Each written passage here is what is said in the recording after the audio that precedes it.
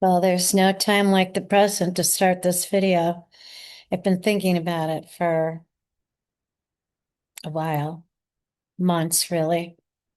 And back in July, I made a video and um, posted it to one of my YouTube channels privately and sent uh, a small collection of you the link to it. And it is a story about what's happened to me over this last year, which I couldn't make until it was a good story, not a pathetic story. So here's the story, short version. And I will put this with a link so you can see that video if you'd like to watch it. So here's the scoop. I move into my new home July 1st, not feeling so well, but I'm relaxed. I'm out in the country and it's lovely. And Hazel, Lady Hazel, my golden doodle, and I are out here and we're relaxing. And we're out on a back patio off the kitchen. I'm in the living room and it's raining. And I'm watching the rain and it's quiet and it's peaceful. And I'm in the rolling hills of Missouri out in the vineyard country and horse country. And it's sweet. And I'm in a little village, but I'm up in the bluffs overlooking the Missouri and Mississippi rivers. And I thought, oh my gosh, I'm relaxed for the first time in over a year. Really? So could that be this calm and relaxed? So that was great for a couple days. But then I realized I'm not feeling so well. So I was so not feeling well. I took myself to urgent care and requested an ultrasound and got diagnosed with a sizable blood clot in my left leg up at the thigh. I mean, up at the groin. And that led me to a team of practitioners who are both traditional and holistic. And as a doctor of psychology, mind body medicine expert, practicing holism for most of my life and certainly the last 50 years, and creating an institute about holism. I visited them, we sat down, we talked, and the news was after exam and blood work and all kinds of things, Deb, you have a very robust cancer on your left ovary. You have ovarian cancer on your left ovary. We need to do surgery and chemo and, they run through it. And I said, okay, well, I can't do that. I can't do that. I've spent my professional and personal life in a different paradigm. I I don't even do health insurance. I haven't for more than 50 years. I have a different approach. And I need to know without endangering your license, can we work together on doing a different approach that I know that you're involved in? And this wonderful physician said to me, who's classically trained, AMA certified and everything, but also from Germany and homeopathically trained, which is phenomenal. So we started immediately on the yes, the yes of, yes, we will take this journey and do this. But at the time, what I was told by two of my practitioners is, you've maybe got 2 or 3 months to live. Now, that was in July. And you know what? I didn't flinch. I didn't cry. I didn't panic. What I said was, I am of unshakable faith, and I'm committed to following what it is that is my assignment. And my assignment, I'm feeling, is to live and to do the work that I am intended to do here, that I've been doing for so long. And now evidently I need to do it differently. So by the end of August, I'm being examined and I'm being told, Deb, this is unbelievable, but your cancer has stopped growing. Now, I was in treatments 3 times a week, and I've got 7 different practitioners that I'm working with, and they're doing all different kinds of things. And I'll share the details of that at another point in time, and it'll make sense, but it's too long for now. And okay. And we keep going. And at that point, we change up the routine and do things differently and add more and all that. And by the way, Lady Hazel comes with me everywhere as a service dog. So she was with me through all my treatments. Everybody in this clinic loves her. She brings a light with her everywhere and contributes to people's healing, which is phenomenal. So we keep going and I keep getting examined. And before Thanksgiving, when I made that other video, I'm in and I'm meeting with my physician. And by the way, this gentleman is exquisite, 2.5 hour visits to really get through and clear and, connected. So we know who one another is so we can do this work to save my life. And so, in the midst of all that, he says to me again, Deb, you're really miraculous. I can't believe this. Your cancer is regressing. It's receding. Okay. And then I said to him what I always say to him, what next? What more do we do? And so yet again, we change it up and we do more. So that was in November. And so through the Christmas holidays and January, February, I'm healing. And I'm thinking, thank you. Thank you. Now I'm weak. You might notice I look a little thinner. I don't know that I've ever seen my cheekbones, but through this adventure, I've lost about 70 pounds, which was not intentional. I started out as cachexia, which means that I was so deathly ill, my body was devouring itself. That bothered me more than a diagnosis of cancer. And my hair is thinner, and that bothered me. And then through this adventure, I stopped being cachexia, but I haven't gained weight back. And in the midst of the treatments and everything, I somehow became anorexic. So why? Depleted nutritionally, can't really eat, just don't feel good. And psychologically, there's some weird thing about self-nourishment and self-love that I'm exploring. Well, let me get to the punchline. Things are rolling along. I'm driving, I'm functioning, I'm doing things. I'm not going to events. I'm not going to lunch. I'm being careful with my immune system. I'm not getting together with people. It's not the normal me, social and having people over, especially to my new home for meals and things like that and sitting fireside. I just needed repose because I really want to heal totally from this ovarian cancer. So my numbers are down like, less than a third of what they had been starting out. So I'm out on a walk the first week of March with my darling Hazel in my village here. And we're at the end of the walk. And I have her on a flexi lead, about 25 feet. And I let it go a little bit and then pull her back and let her go and pull it back. And then she sees a dog far out and she makes a mad dash. And I took about a 14-foot flight and landed on hard ground and grass and was just sort of laying there. Still had hard grip on the leash and no dirt on me, not ripped, nothing broken, no blood, no anything. Didn't hit my head. But I'm laying there and I'm thinking I'm in trouble. And for the first time ever with this girl, I pulled her close to me and I screamed at her, "You cannot kill me."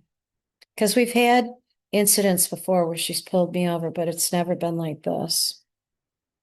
So I laid there for a while and I thought, okay, I got to get us home.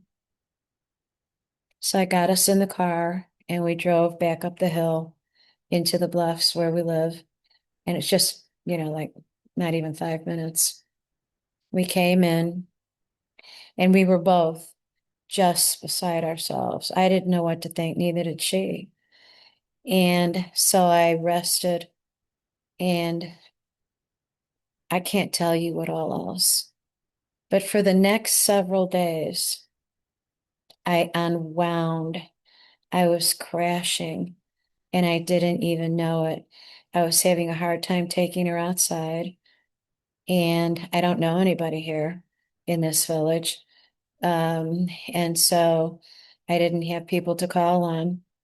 But at some point, I started getting really sick. And I sat here in my living room and I started throwing up. I went and got a garbage pail and I couldn't stop for days. And it only got worse from there. I mean, I had a biological explosion that was outrageous. And I didn't have enough sense to be scared. I didn't have time to be scared. I needed to feed my dog and take her out and do everything that I needed to do. But I was losing energy as I was losing body fluids. So what ended up happening was at some moment, um, I don't know how I opened the door or something, but Hazel got out and she just ran. And I think she was scared about what was going on in here. So I posted on our community Facebook page and said, Hazel is missing. Now, people don't know me, but they know my beautiful golden doodle. She's such a personality and she's my every post. So people started showing up here and wanting to help find her and bring her back. And one young guy, I don't know, 40 something, came in and he was darling. And when he saw me over this garbage can, he tried to be calm and he was appropriate. He left. I think he's the one who returned Hazel to me. In the interim, I must have called some friends and people started showing up. What ended up happening over the next several hours was very dear friends of mine showed up who know Hazel, and they have a mini doodle, and they also live out in the country. They showed up to be helpful. And someone in the midst of this called emergency medical services. And I was told, we are taking you to the hospital. To which I said no. And they said, we don't care what you say, we're taking you. And they literally just scooped me up and took me. Now, I was very unhappy about this. And I said to one of my friends, can you come with me? So her partner took Hazel home. We left here and she followed the ambulance in the car. And I went into the emergency room and laid there for an hour. I don't know how they justify that. It's an emergency and you lay there.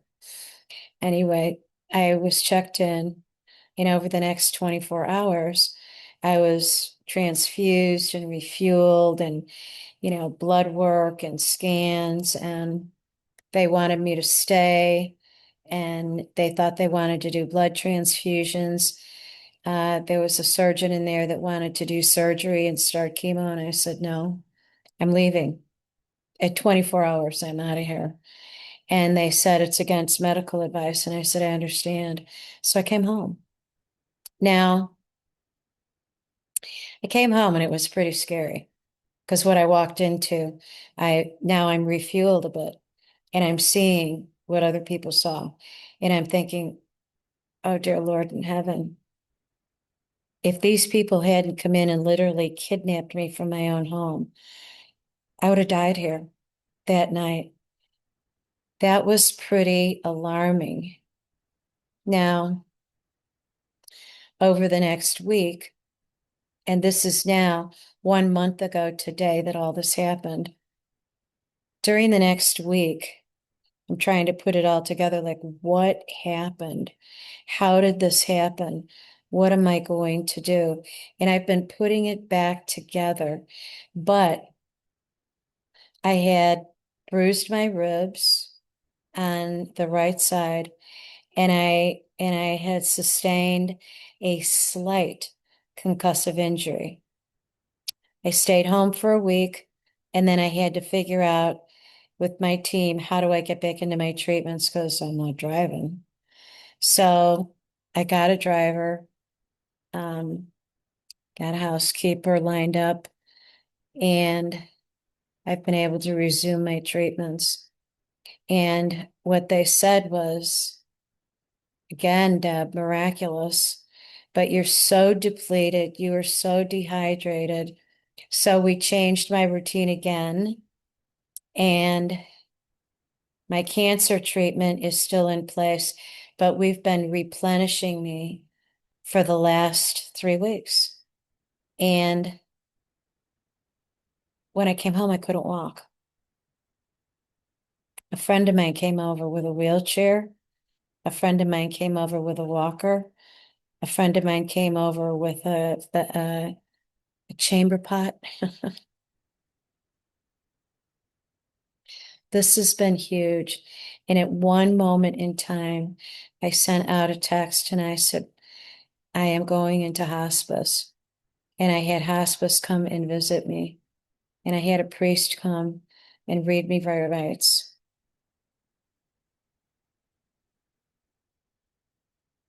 This is a very weird story to share, but I've been alluding to my illness on social media and not wanting to say much.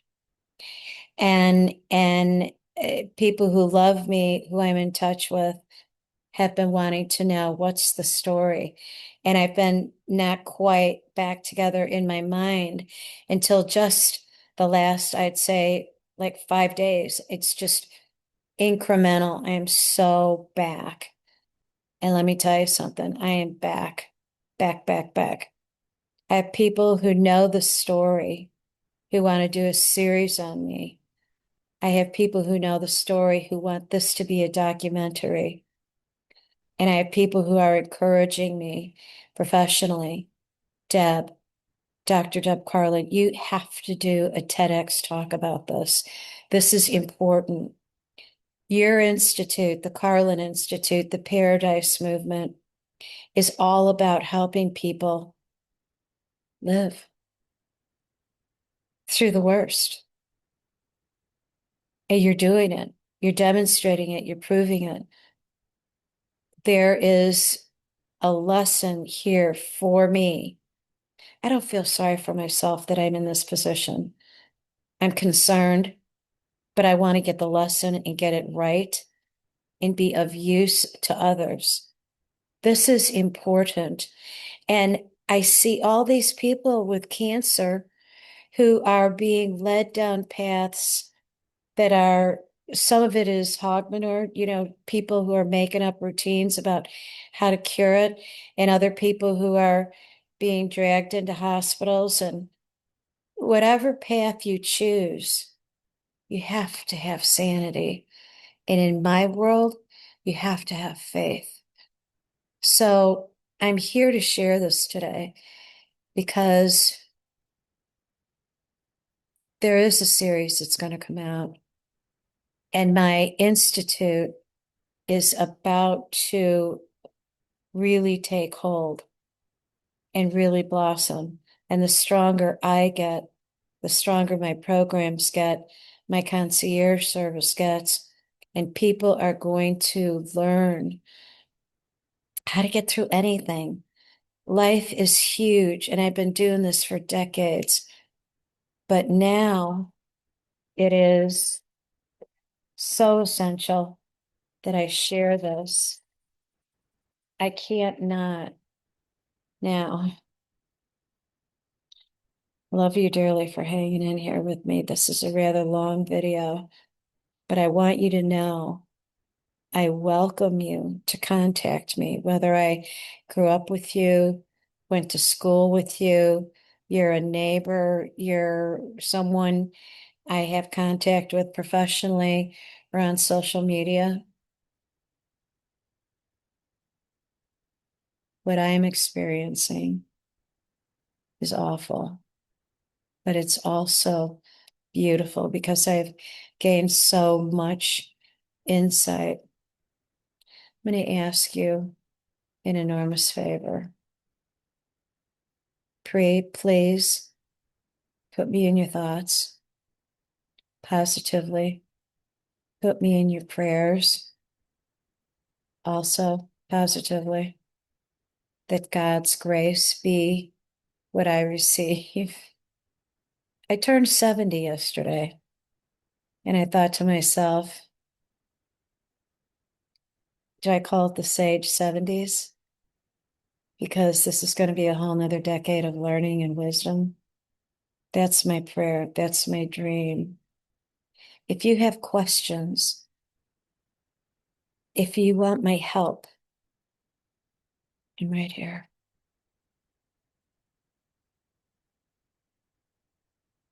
Oh, and here's an announcement. Get this. Today, after months of not eating and being anorexic, I ate. I've been craving poached eggs and bacon. So I ordered them from DoorDash. They arrived yesterday. Took a while to get them, in the refrigerator. And then I have to kind of position myself. I can walk again. I'm walking. And I don't need the wheelchair all the time. And I don't need the walker. And that's fabulous. I mean, this is rapid progress, friends. But I made myself 2 poached eggs and 2 pieces of bacon. And I ate them. Everything else I would start to prepare and I think, no, can't do it. I don't want it. Or I'd get it prepared and I'd throw it away. I mean, I was making those beautiful pots of soup, throw them away because I would just leave them on the stovetop. I ate today. Praise God. And praise you for being someone who think you're here because you care about me. I care about you. All right, one other final. Here's the worst part of the story. I love Hazel. You know that. I adore that dog. And I cannot give her the home and the life that she needs and deserves. So my friends have lovingly taken her in. She's got a little brother doodle, Archie. They live in the country. They adore her. They know her. I have adopted. I haven't seen her for the month, but that's because I want her to settle in with them. And I think we're going to see each other this week here because I want time to talk to her to make sure that she knows I didn't abandon her. She didn't do anything wrong. It was my fault that that accident happened. I know she's happy. They send me pictures and videos, but I need to talk to my girl. So I'm going to ask you, please don't hate me for not keeping Hazel, but it would be wrong of me when I can't give her the life she deserves. I rescued her and she rescued me. I wanted to give her the life she deserved. She had a first year of torture. Now she knows love and happiness and trust. And we're going to work on this pulling thing. But that's my request. And I had to let you know because she's not gonna be my feature on Facebook. Okay? So let me know that you're okay with that. It means a lot. So many of you are madly in love with her. So many. Thank you for watching. I will keep you posted, and it'll only get better from here. Peace out and God bless.